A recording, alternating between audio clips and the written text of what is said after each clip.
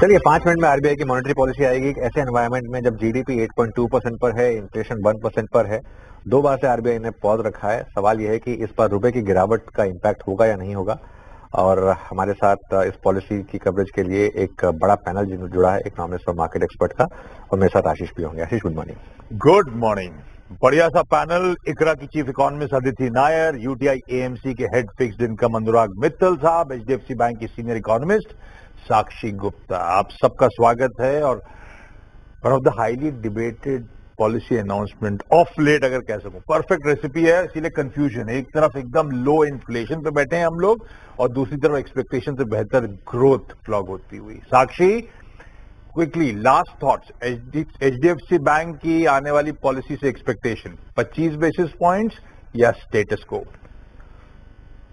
Good morning, thank you show पे मुझे बुलाने के लिए। तो हमारी एक्सपेक्टेशन है 25 बेसिस पॉइंट रेट कट इस पॉलिसी में। जैसे आपने बोला, एक क्लोज कॉल है, बहुत वाइडली डिबेटेड है, बट गिवन कि इन्फ्लेशन कुछ महीनों से काफी सेंट्रल बैंक के टारगेट को अंडर शूट कर रहा है और हमारा एक्सपेक्टेशन है कि वो लो ही रहेगा आगे आने वाले कुछ महीनों में, तो आई थिंक ये सही अपॉर्चुनिटी है कि आरबीआई प्रीएम्प्टिवली ग्रोथ को सपोर्ट करते हुए ये रेट कट डिलीवर करें।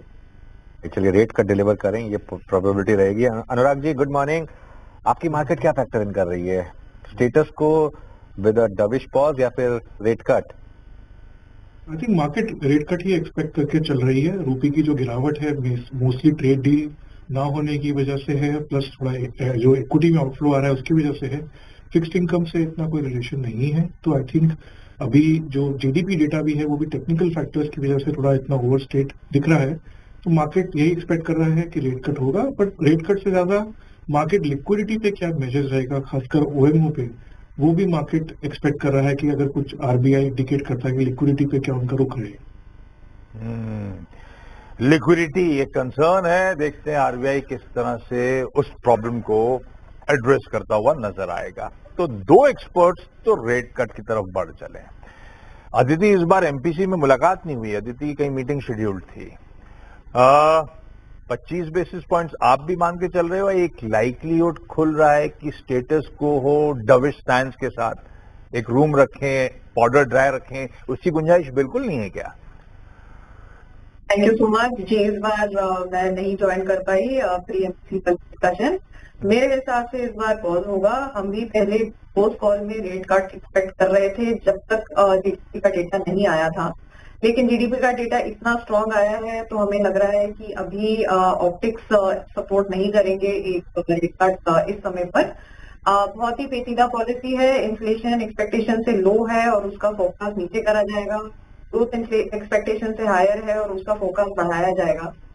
लेकिन मेरे हिसाब से जो टिल्ट है अब स्लाइटली पॉज की तरफ है। ओके, टिल्ट पॉज की तरफ है।